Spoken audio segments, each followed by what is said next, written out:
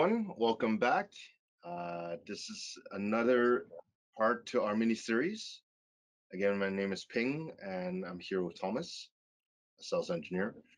Today we'll be covering the different type of switches, really coming down to what is an unmanaged switch, what is a managed switch, what is a network management software, and what are the differences between some of these different type of products.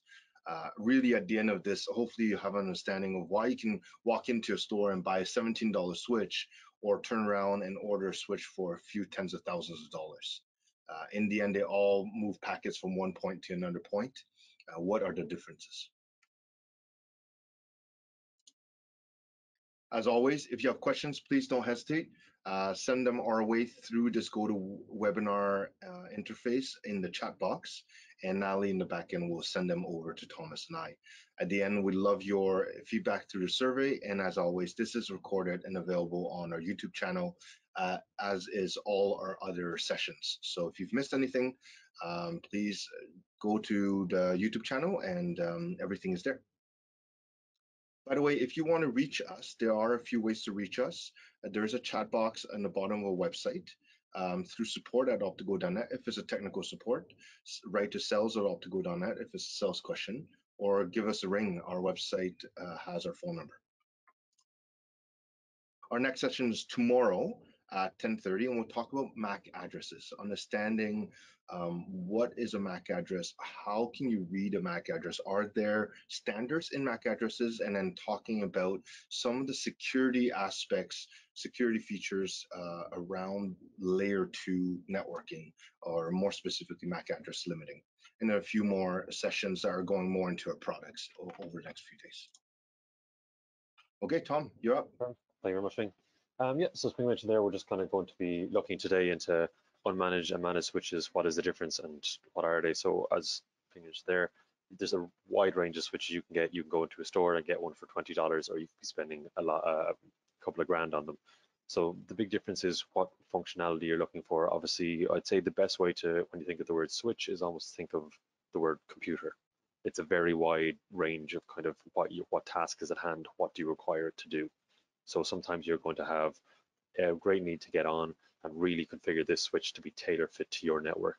Or now and again, you just need something that allows you to run one wire and only run 4 short wires rather than doing a big home run for each one. So there is different things, different factors, features that will influence your own decision. One of the main things I'd say with distinguishing between the two is that the managed switch is the one that has the GUI or the interface that we can jump on. Generally, that's one thing that we're able to jump on and actually configure. We can set the VLANs, the trunks, or the ports, the access ports, or how we want to configure it, and such like that. So it's just between the two, very much. One is the real power. One gives you a lot of control, and one is easier setup. So it's a lot more plug and play. Whereas you will actually be, even if you wanted to use a managed switch for the functions of an unmanaged switch, you will then have to configure it to do those. So one is going to be more easier to set up, easier to get working, and one allow for more tailor fit, more intricate designs. So as we say, on our unmanaged switch, there is zero visibility. We're not going to be able to jump on and see kind of stats or packets or get too much information off this. It is very much going to be almost a dummy switch, but what it's able to do is a dummy switch. We'll discuss the difference between a dummy switch and a hub or so. Slight difference is that we are going to be able to route the packet that comes in specifically to the destination of the IP address intended. But apart from that, we do have no management control. We don't have really much availability to get on and tailor fit this again, to configure it to be specific for our network, to segregate VLANs, to do all such like this. So it will be cheaper, obviously, as a result of this, and there is a lot more plug and play, because a lot of these settings are things you can change them. They're set for you, so there can be more general rules made for communication or for registering, because there isn't any variables as such. A few additional notes to point out here is, notice how we did not put a bullet performance. In the last decade or so, switches are almost all what we call line rate switches. They can all handle 10100 or a gig, whatever the switch is, ports are rated to be at full line rate. So if you go to a store and buy a 20 port switch and it's a gig switch, the switch will be able to handle a gig bidirectional traffic on all 20 ports at once. That's just a fact of all the switches today. The hardware, the chip hardware that's available on the market now, there's no real differences. So when you evaluate between high-end switch or low-end switch, performance from a speed point of view is not one of them. That's one of the positive things. A few other things to point out is that unmanaged switch, because there is no UI, there is no username password. So it can be a good thing or a bad thing. It's a good thing because there's nothing to hack, right? You can't really hack a USB hub. But it's a bad thing also because you can't lock it down. You don't know what is happening. Without going into details, we've covered quite often the NIST cybersecurity framework. In the NIST cybersecurity framework, there's three categories. There's two categories around identifying and detection. And with an unmanaged switch, you can't identify, you can't detect. So just something to keep in mind there. No, it's definitely, especially with security, it is obviously depending on these are the features. As you mentioned, we'll look at a few more of them, but when it comes to security or when it comes to even durability, maybe it's going to be outside or in might be a smaller switch that's in a electrical box outside, or it could be one in a very nice, well kept, air-conditioned, dusted comms room. So these are just small different things. These are what we'll be looking at security. Do we want to be able to see if someone's connected onto that unmanaged switch? Because we can't actually see if someone's connected, but further up the line, we might be able to see the MAC address. So there's different features, different things that obviously a network nowadays is by no means a consistent thing. They're all very, very individual. I'll skip this slide. Perfect. Yep. So managed switches. Yep. So when it comes to managed switches, as we see, these are the ones we're jumping on. These are even our the ones we'll be seeing from up to go here now that you are able to get onto the interface itself. You are able to do your own configurations. You can separate your different VLANs, create have different. You can set your ports and actually get on and have a bit of control and a bit of you can tailor this switch to fit your network or to do what you need. Usually they would be individually managed. So as we say, one of the new things that we'll show you with OptiGo, or one of the features that is great, is this central management, where we can access off one GUI or off one interface. We're able to access everything and control them as if they are all one working machine. But this is not generally how it is. You'll see it a lot of networks. You do have to jump from switch to switch, and when there's blanket configurations being done, you might have to jump on to each interface, which can take time. And also, if we're doing 10 switches and doing the same configuration, it does lead to a large chance of human error when you become a repetitive task on a number of things like this. So it does make the central management does make it quite a bit easier, especially that you have these interfaces and you have this control, so you might as well centralize it all. Is also important that you, with the managed switches, that we remember who is who, and we keep on top of this, because obviously you have more power on the network, it is more responsibility in that sense. So you do have to make sure that you are not making change, you're not accidentally mixing up switches and changing something configuration wrong once or twice, because obviously that can lead to big issues down the line. So it does take a lot more personal management as well, now and again, when you're dealing with a large number of separate interfaces. Yeah, sorry, I just forgot some notes here. I want to come back to the unmanaged switch and a few important notes. If there are VLANs being used in the network, an unmanaged switch is fairly undeterministic on how it will deal with VLANs. Some unmanaged switches will still pass VLAN traffic, it just won't do anything with it. And some unmanaged switches will flat out block them. So, and it's pretty much impossible to find out through their data sheet of the manufacturer's unmanaged switch unless you try it. So there's something to keep in mind there. One big thing also is when we talk to our clients and our clients in selecting the right switches, it's, Tom pointed out here that the upfront cost is much lower on an unmanaged switch, right? You're talking about a few tens of dollars. $100 unmanaged switch will be, the highest cost you can find an unmanaged switch. So why choose a few $1,000 switch? And it really comes down to when you have a problem.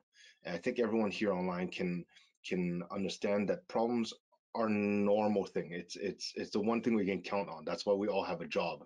Um, when a problem occurs and you have unmanaged switches, it provides you no visibility, no ability to troubleshoot, to diagnose, and to work from home. There is absolutely nothing you can do other than looking at the LED and seeing if the green light is on. There is nothing else you can do with an unmanaged switch. So the amount of time that you may waste in trying to determine if the problem occurs in the wire, in the switch, in the device, is a bottleneck, did something move, something, there's no alerts. So that's the one big thing. So how much does a truck cost to you and your clients? So that's the biggest difference to keep in mind, or the biggest downfall of managed switches, and one that's very serious in commercial space. Especially nowadays when we have security, redundancy, and visibility are all some of the main things that people look for in a network. Obviously, this doesn't allow this, so it is putting with everything nowadays, redundancy, safety nets, all these things put in place to have the safety in place for if something does go wrong. You want to be best set up for that. So with these unmanaged switches, you will have to log on to a lot of these one by one, which you can be telnetting to them, or even if you might have to go around if there's an issue, trying to serial onto any of them. This is again, as we're saying, when you have a lot of the systems, depending how big it's growing, really once you're getting past 10 switches or so, it can be quite tricky. It does take a bit of responsibility or quite a bit of effort in order to make sure that we're keeping on top of having our passwords, making sure they're changed regularly. We're doing our at least once a year changes of passwords, and they're not too easy to guess. But we also have 10 switches that we want to be able to jump on. Possibly we might have configure them to be the same, but we will have to change them then individually again. Each IP address must be unique. We have to make sure that when we're configuring as well, that if we're sending out 10 switches or we're configuring them, we're not copying and pasting the configuration, because obviously we'll have to slide to individual, make sure that these switches all have individual IP addresses, or else they're getting from a DHCP pool. At least this be done for us. But it is, yeah, with the switches, a lot more. You do have to know how to set it up. You will have to be have a bit of savvy or so in a lot of these, unless of course there's some situations, even as we have with our OneView, where we actually have our own switches which do self-register almost quite easily, as if they have the simplicity of self-registering that you often don't see on managed switches. But then we actually still have that control, even from the one centralized unit. Yeah. So when you look at managed switches, again, you can find managed switches that are, in low couple $100s to thousands of dollars. So what are the big differences? Why could you pay a few $1,000 for 8-port switch to 16-port switch when you can also pay $100 for a managed 8-port switch? So of course, features is one of the big thing.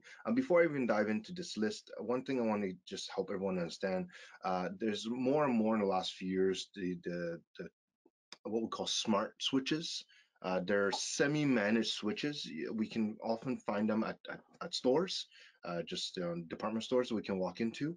So they're a little bit better than unmanaged switches. It gives you a UI that you can log in and look at some basic things, but it doesn't provide a lot of features. So a smart switch is basically a partially manageable switch. And in some cases it's decent. But again, I wouldn't recommend them in large commercial space. It just doesn't provide all the control that you need. So let's run through this list. Why again could you pay $100 and sometimes $10,000 for a 8-port, 12-port, 16-port switch? First big difference is what we call fan and fanless options. Sometimes they're referred to commercial and industrial options. At Optigo, we have a commercial line and we have an industrial line. An industrial line is in most cases a fanless option. So if you are going to work in an environment that has dust, vibration, that has high reliability requirements, a fanless option is often much better for you, because the fan, we all know it's one of the first things to fail. It tracks dust, it fails, it stops, and then it heats up and the whole box will die. So fan and fanless option. On the fanless option, often the power will be externally provided, so you'll need an external power supply as opposed to a fan option. Often it's your 110 to 20 volt directly into your device, and then the AC to DC converter will be built in. Second big thing is environmental and power rating. So power rating, what we mean by that is that, you might be able to find switches that have a range, say from 24 volt to 56 volt. It can provide a high range. It may have dual power supply input. It may have triple power supply input for redundancy, because again, power supply is the next highest failure rate. Environmental would be, can it work in 10 degrees to 40 degrees, which is your commercial range, or from -20 to 50 degrees, for example. So those ones will cost a lot more for wider range. So if you plan to use it in an uncooled area or on a light post, for example, you'll need a high temperature range, typically again called industrial range. Features and functionalities, I think that one everyone understands fairly well. PoE, mirror ports, spanning tree protocol, and many other options.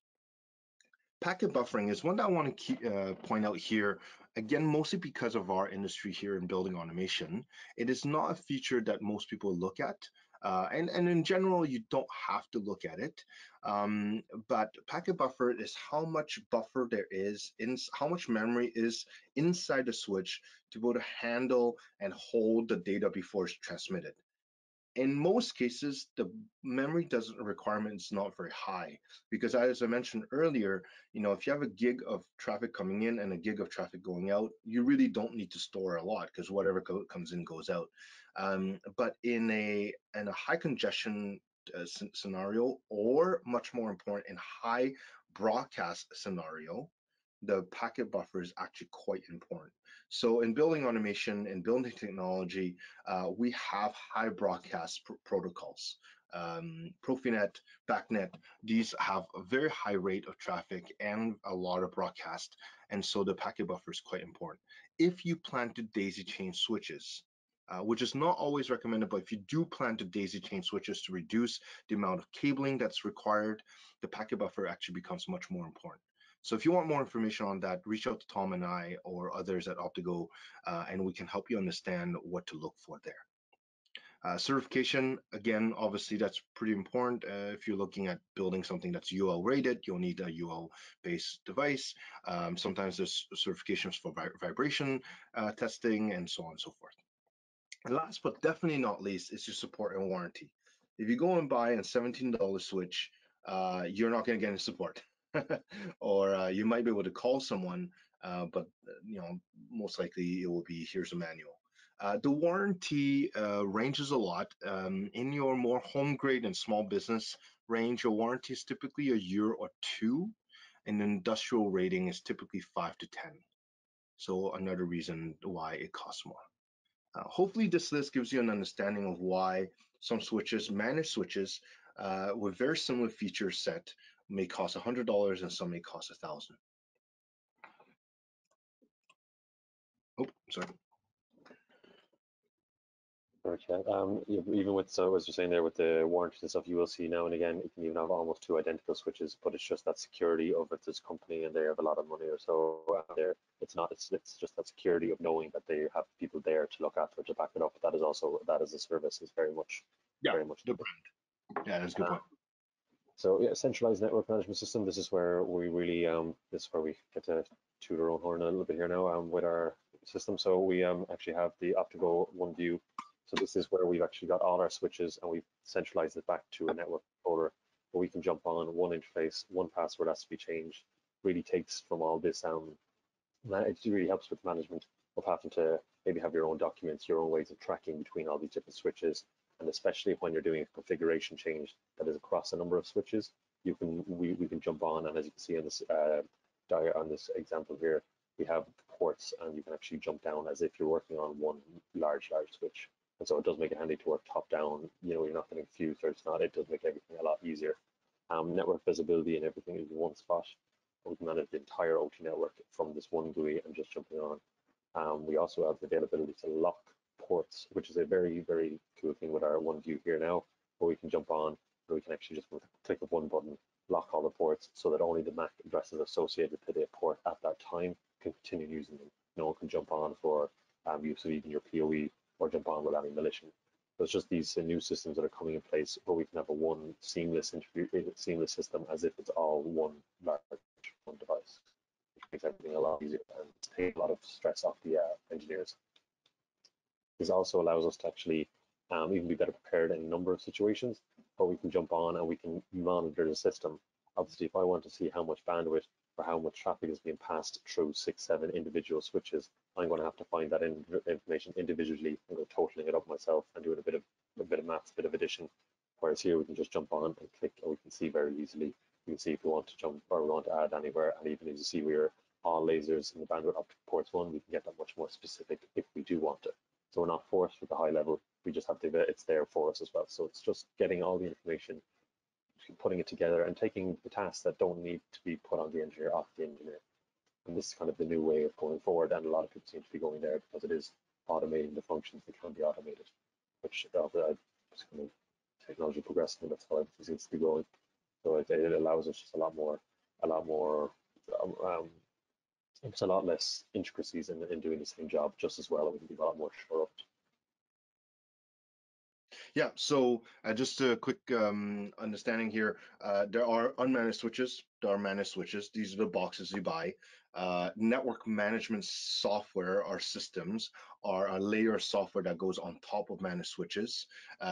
These are not another type of switch, but it's just important to understand that the progression from going a pure black box type of view, I just need to connect some cables, and whatever's at the other end of the cables will connect to communicate with each other. That's an unmanaged switch type of mentality. If you want to be able to provide more visibility, more control over your system, you're now looking at managed systems, managed switches. But now if your number of managed switches start growing to a few tens, maybe a couple hundred, now managing all of these switches individually becomes quite an arduous task.